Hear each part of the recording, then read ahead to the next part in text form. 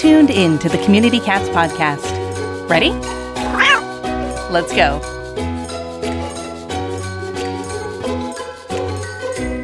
Welcome to the Community Cats podcast. I'm your host, Stacy LeBaron. I've been involved helping homeless cats for over 20 years with the Merrimack River Feline Rescue Society. The goal of this podcast is to expose you to amazing people who are improving the lives of cats. I hope these interviews will help you learn how you can turn your passion for cats into action. And today we're speaking with Dan Spehar. Dan is an independent researcher and owner of 9 Lives Data and Research Services. Much of his work is focused on the management of community cats. Dan has co-authored 8 published peer-reviewed articles on the subject and has presented findings at national and regional conferences. Dan is co-founder of the Together Initiative for Ohio's Community Cats. Dan leads the Together Initiative in advocating for the humane management of Ohio's community cats via public education and efforts to promote collaboration among stakeholders. Since 2013, Dan has served as a senior humane policy volunteer leader for the Humane Society of the United States, a role that allows him to work for the humane treatment of all animals via public policy initiatives. Dan holds a bachelor's degree in communication and a master's degree in animal policy. Dan, I'd like to welcome you to the show again. Thanks, Stacy. Pleasure to be here. So Dan was with us about 5 years ago. It's amazing. It's been 5 years. So for folks that are interested, we'll make sure we'll put a link in the show notes to his past interview with us. But first and foremost, it's been a while. It's been 5 years. So how did you become passionate about cats, Dan?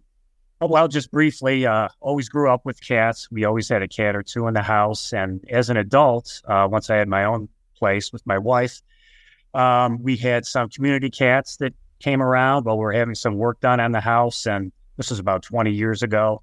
I investigated the best way to handle it and encountered trap, neuter, return. Utilized that at my house and then again later at a relative's house where there were many more cats. And it worked just fine. And so I became an advocate for it. And later on, when I got a master's degree and did my thesis on the management of community cats in Ohio, that's why I selected that topic.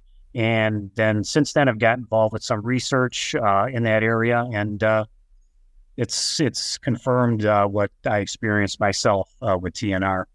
Excellent. Well, it's wonderful to hear somebody who sort of became passionate through TNR. I mean, we're all passionate. We had Fluffy when we were when we were kids and all that kind of stuff. But yeah, it gets me all excited to go to a location where we've had colonies of cats. You go there and you don't see any cats. That's makes me so excited. Because I've seen so many situations where I go and there's a dumpster full of cats. And they're coming in and out, and there's beer bottles all over the place. And I'm like, yeah, no, we don't need to see this anymore. So I go behind a restaurant. I go behind a grocery store. I don't see cats. It's very exciting. So yeah, it is. It's really, it's funny because I don't think many people in this world feel that between that. And I love large parking lots to park a mobile spay-neuter clinic. I'm always looking for parking lots that can hold big RVs for spay-neuter clinics. It's the simple things in life that make me get all excited, for sure. So thank you for sharing that story. That's great. So you're in Ohio. You've gotten involved with the whole community cat situation in Ohio. Tell us about this booklet, Identifying Ohio's Community Cat Resources. Tell us the story of how this project got put together, what it's all about. Okay. I'm the co-founder of a group called the Together Initiative, as you mentioned. What we do is we promote education and collaboration. And we got together with another group in Ohio called Ohio Animal Advocates. They deal with helping animals of all species in Ohio, but one of their focuses is community cats. It was kind of a natural that we were to team up. And we hold an annual Community Cat Summit. But at this year's summit, we wanted to present a directory of Ohio's community cat resources. There are a bunch of lists out there, but none of them really seem complete. So we said, well, let's put together a comprehensive list. And then we thought, well, once we have that list, why don't we see how those resources are distributed across the state? And maybe we'll put together a report for the summit. So once we got involved, we consolidated 5 lists that we came across We had a list, OAA had a list, and there were several others. And then we reached out to all the contacts we had in terms of animal welfare organizations in the state that either deal with community cats or we thought might deal with community cats, or at least in the field and probably were aware of what was happening with community cats in their area. So there were 325 of those organizations. We emailed them up to 5 times each and asked them, do you provide any resources for community cats? Or if not, do you know of another organization in your county or maybe in a neighboring county that does? So we could add those to the list. We had about a 15% response rate. So we're able to add about a quarter of the total number that we came up with to what we consolidated from the 5 lists that we put together. So in total, we came up with 182 community cat resources in the state of Ohio.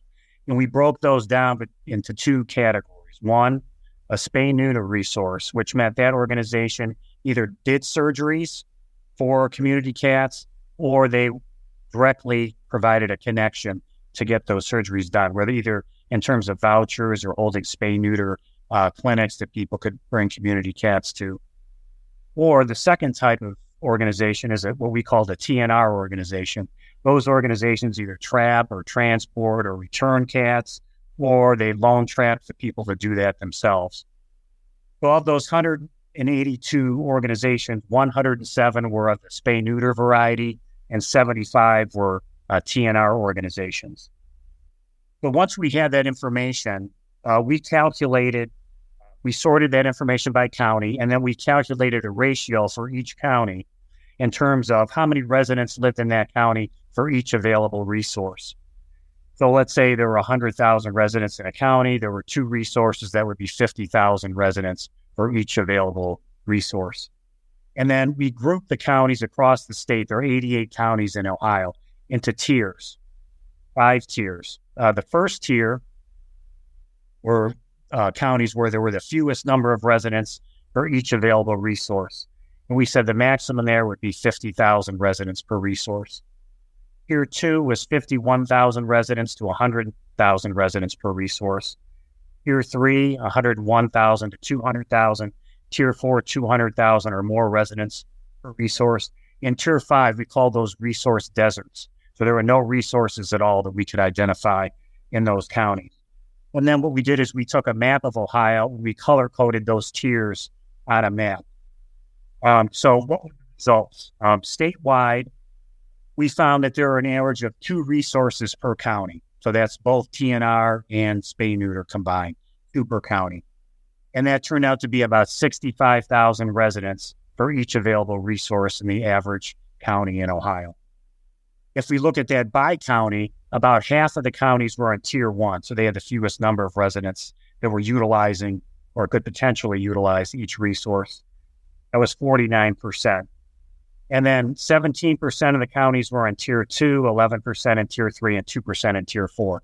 So in those 3 middle tiers, they averaged 69,000 residents for each resource, up to 226 residents per resource, 26,000 residents per resource. And then 1 in 5, or 21% of the counties, are deserts. There were no resources for community cats that we could find at all. That meant 18 of Ohio's 88 counties were community cat resource desert counties. And those were all smaller, rural counties with average populations of under 40,000. And we found that 11 of those 18 counties were in the southeastern portion of the state, which is known as Ohio Appalachia. So we drilled down a little further. We said, well, what about just spay-neuter resources? Because without spay-neuter resources, nothing else really matters because you're not going to get any surgeries done. We found that there were, of course, the 18 counties that had no resources at all were also spay-neuter deserts.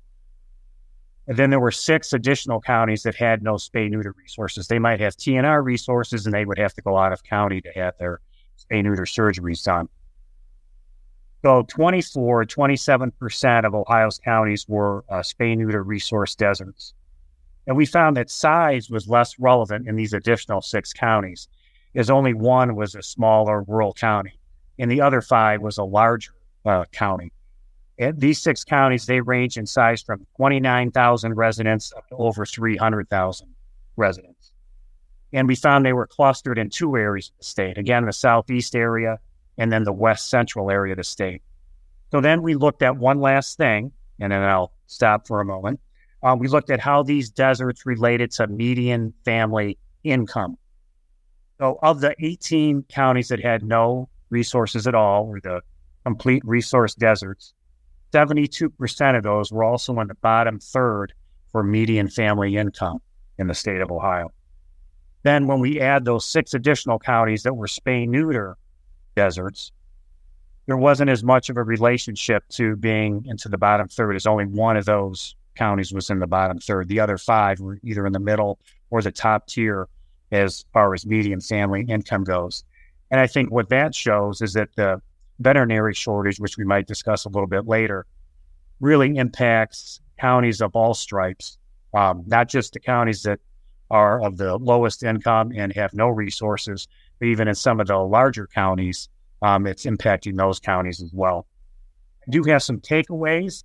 The major takeaways that we found was, first of all, we were able to come up with this directory that either residents can use who want to manage community cats or policymakers can access to see what available resources there are in their areas. But in terms of the numbers, again, 1 in 5 counties in Ohio are complete resource deserts for community cats. But at the same time, interestingly enough, none of Ohio's 10 most populous counties, remember we said the 18 counties were all small rural counties, even the 10 most populous counties, none of those were in tier 1 that had the ratio of the fewest residents utilizing their resources available. What that tells us is that resources in the larger counties are not necessarily proportionate to the number of residents in those counties. Even though on an absolute basis they have the most resources, they're still asking those resources to support a large number of residents. Another takeaway is that 1 in 4 of Ohio's counties are spay-neuter deserts for community cats, so even a greater number than just resource deserts overall. And again, clustered in 2 parts of the state, which were mostly small rural areas. But even Ohio counties that are home to the 5 largest cities, Columbus, which is the capital, Cleveland, which is a very large city, Cincinnati, which is a large city, Toledo, and Akron, they averaged over 200,000 residents for each community cat spay-neuter resource that they have. So that's really asking a lot of these spay-neuter resources. And it can have implications in terms of wait times to access those resources or being able to access them at all. So that's another one of the major takeaways. And then the most vulnerable communities, as we said, 72% of the resource deserts were also on the bottom third for a median family income, are the most heavily impacted by this deficiency of resources for community cats. But that being said, again, even the more populous and wealthier counties face significant challenges in that area. And then lastly, this study is really just an important first step because all we were able to really do was tally the resources in each county.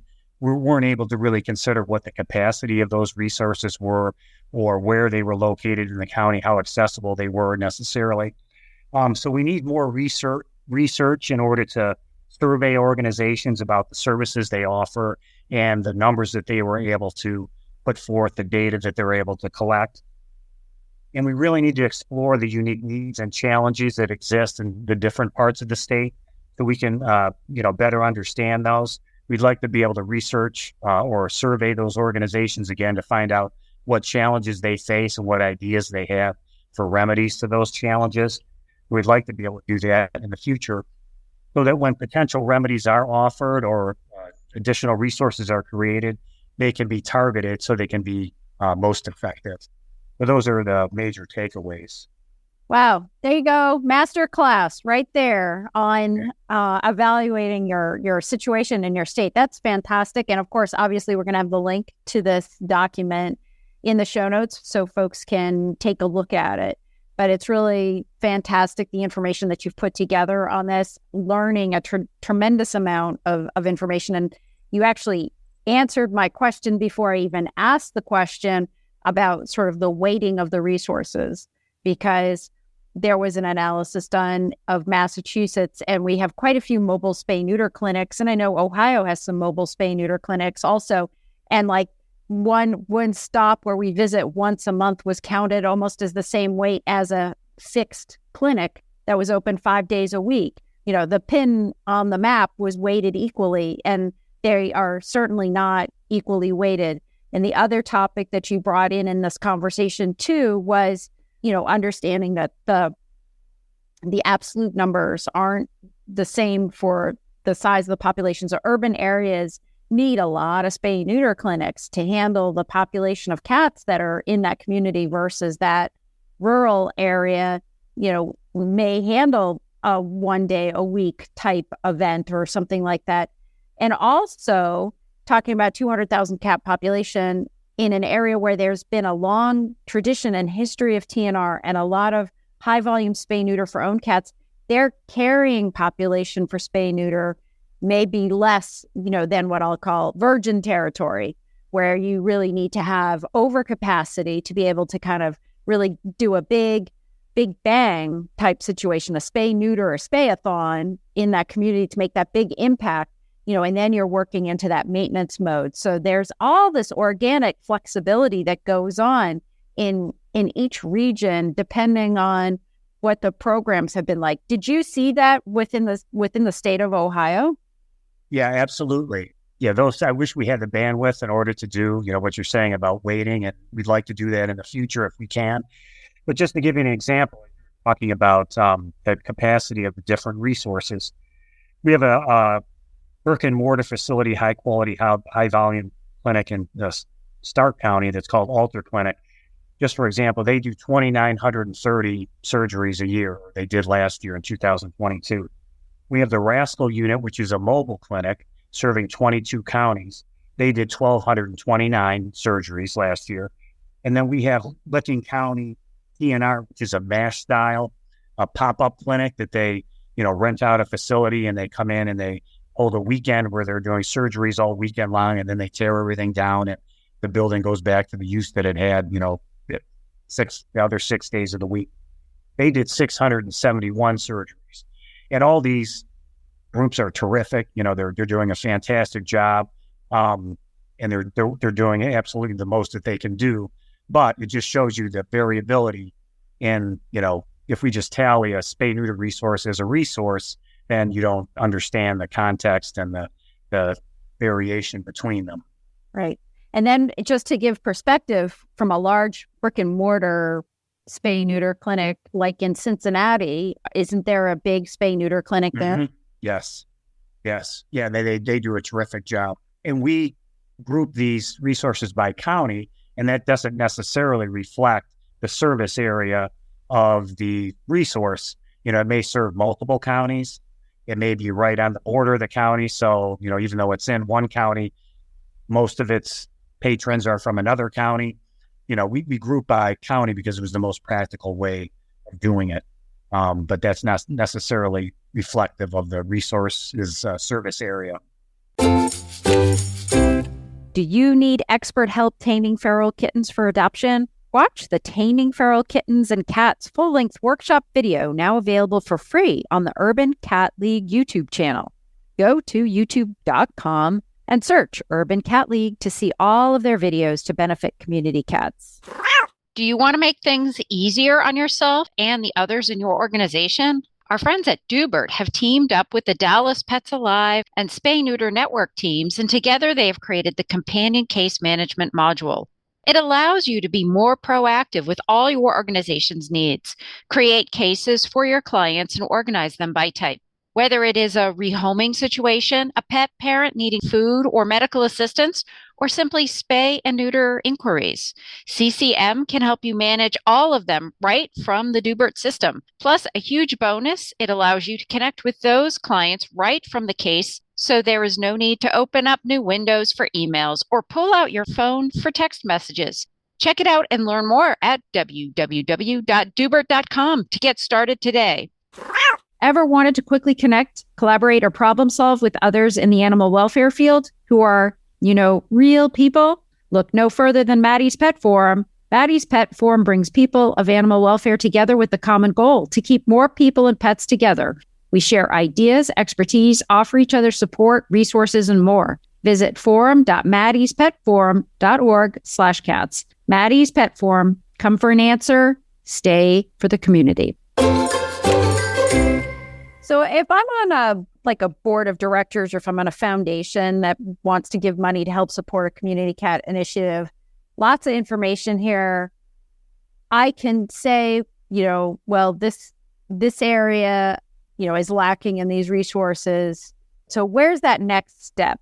How do you take this information and then sort of turn your passion for cats into action, put it in action? So, what do we say? Okay, we need to be able to provide a standing clinic in this community to assist X amount of cats, at least for this period of time. How do we make that step from this document to that? I was kind of talking about maybe going back to the whole state and taking a deeper dive and trying to provide more information, weighted information. But if you're looking in a specific area and you look at this maybe 3-county area and you see there's 10 resources in those 3 counties, it may be to go to those resources in those 3 counties and ask them, what is your capacity right now? How many surgeries are you able to do? What are you seeing? Does it seem like you're overflow every week or every time you hold a clinic? Or are you're not utilizing all your spaces that you have available?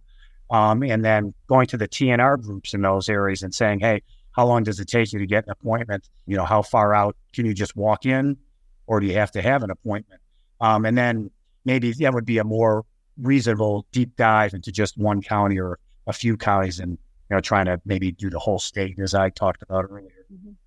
Based on your knowledge, though, through this research, I've done so much work in Massachusetts, I could tell you what communities, we really need to focus on and really focus on trying to get those initiatives put together.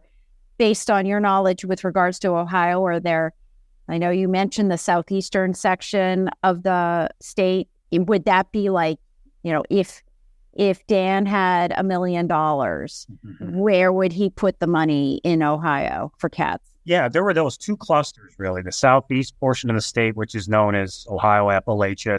It borders West Virginia and parts of Pennsylvania.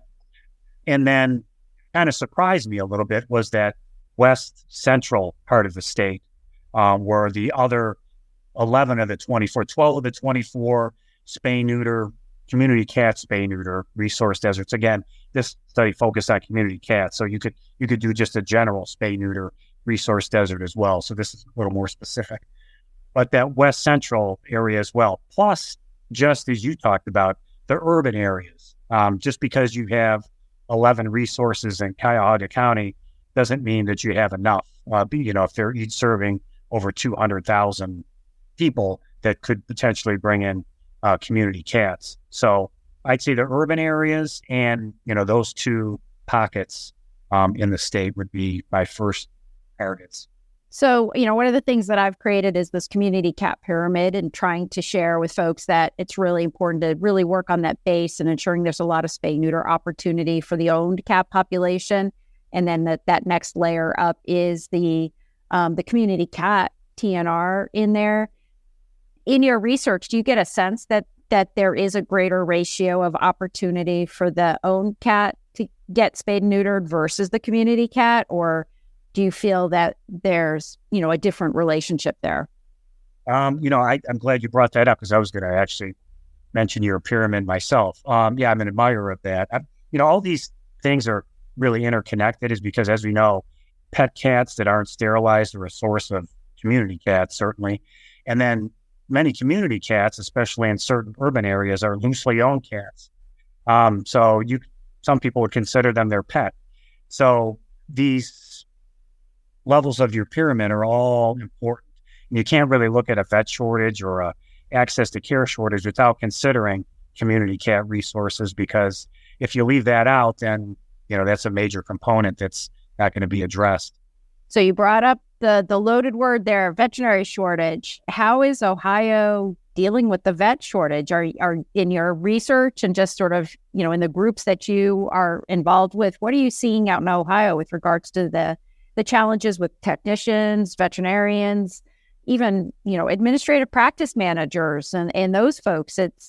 It seems to be nationwide, but share what you know from Ohio. Well, I can tell you that, we're experiencing that just like the rest of the nation. Like I mentioned, some of these wealthier, more populous counties, whereas the profile might be a small rural county you think would lack resources, because there has been a long-standing perception in Ohio that there were pockets in these areas that lacked resources. But even in these more well-to-do and counties that have greater populations, they're experiencing these lacks of veterinary care for community cats, and I'm sure that's for our own cats as well.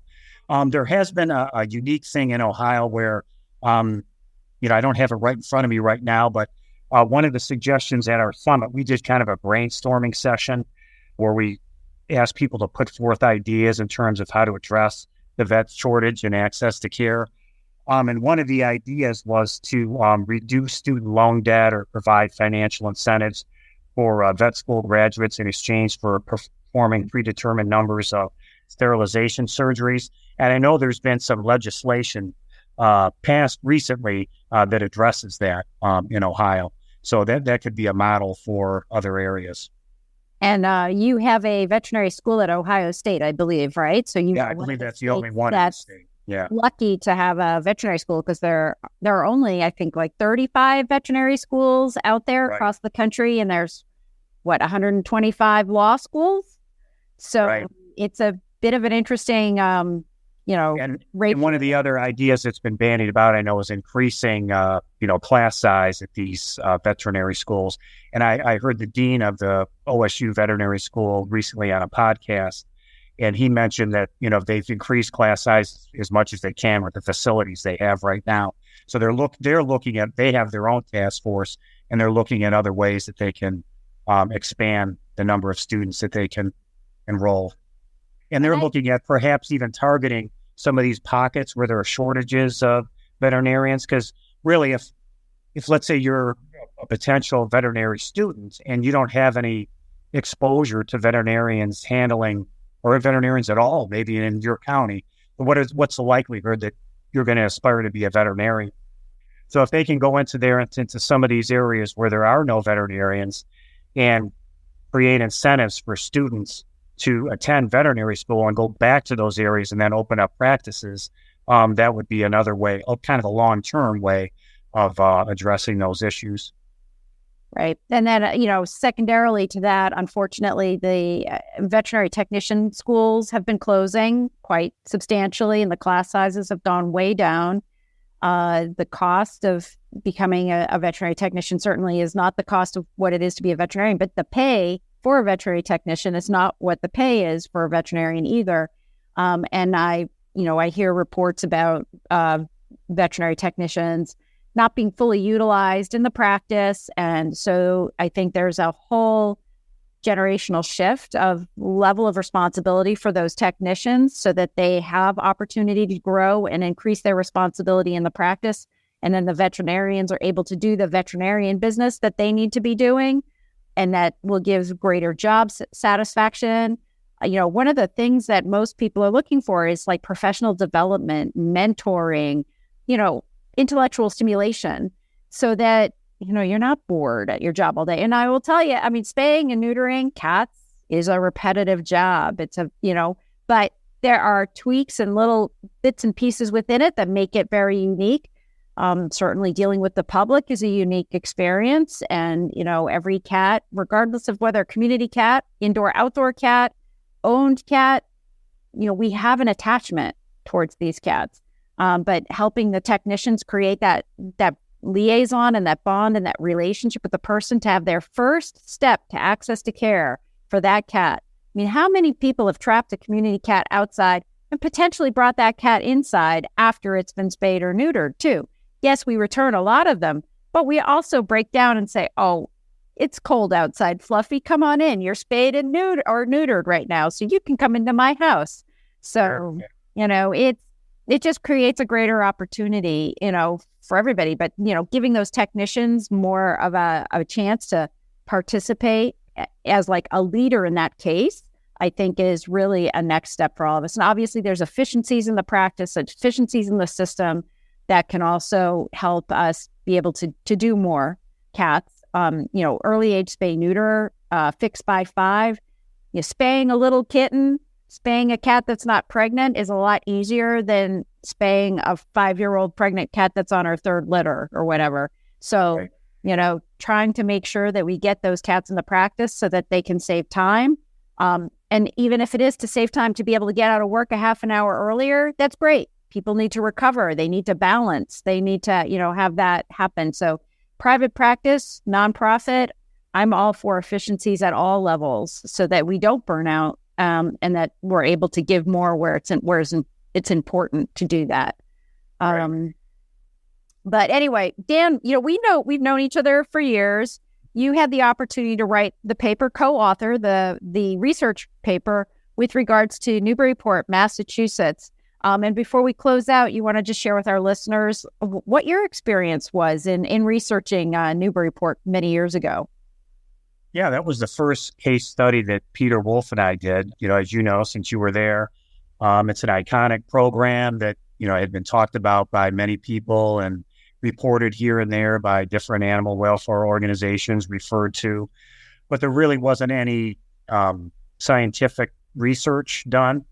So we came in and we did a case study. There weren't logs necessarily that were still existent, but there were many other bits of information that we were able to piece together, newspaper articles, meeting minutes, interviews that I did with the folks that were there at the time, and other things that we're able to put together a very firm timeline of what happened and explain the narrative of what occurred over there, that over 300 cats were eliminated over a 17-year period from the waterfront.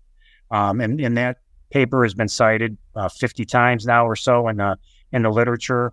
So it's something that's referenced by all the folks that are looking at the effectiveness of TNR. Are there other case studies that you've done since that period of time that are sort of similar to the Newburyport project? Yeah, absolutely. We did 3 others that were specific to TNR programs. One was in Chicago, where they saw, they added colonies that were existent and they kind of started in their own backyard and then expanded out from their own backyard in the neighborhood.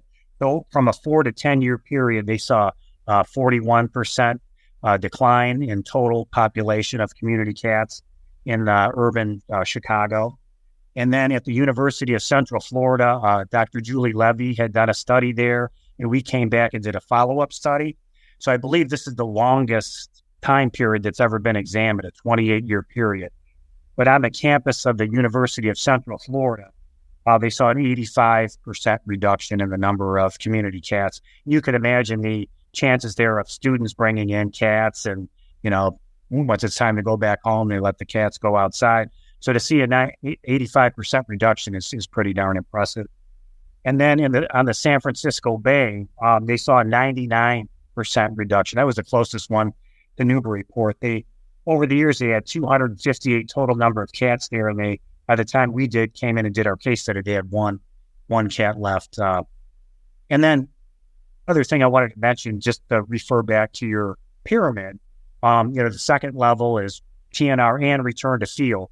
We did some studies and how combined TNR, community-based TNR, and shelter-based return to field, how they impact shelter intake and euthanasia.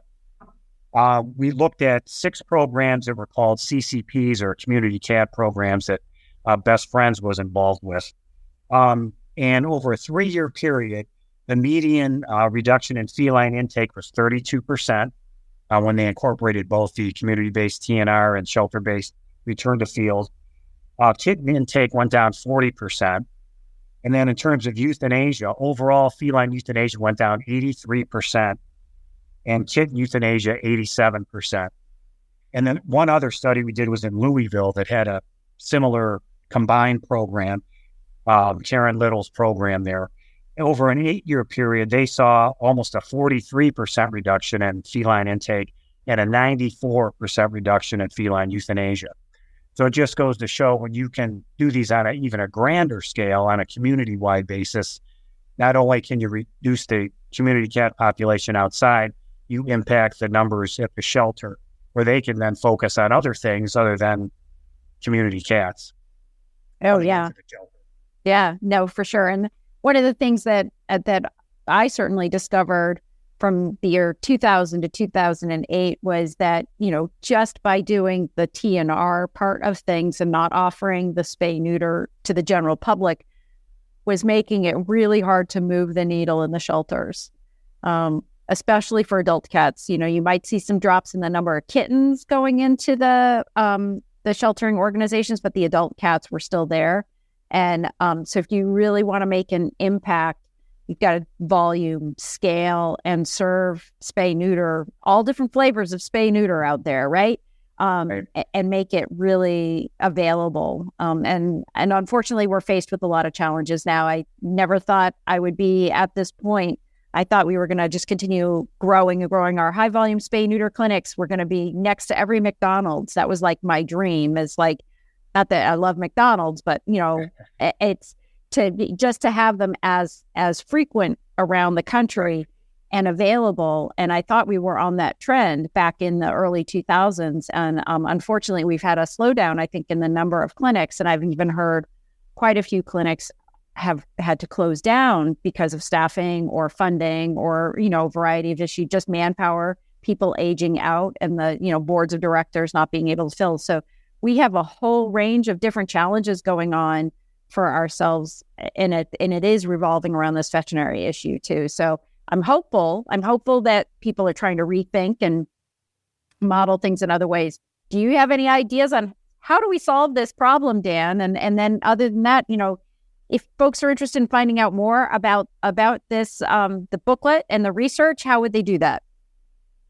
Okay, well, we have a number of the ideas that are out there, both what was floated at our summit, and then some other ideas that are out there in the literature and put forth by animal welfare organizations. So if anybody wants to access the report, those things are in there in the discussion.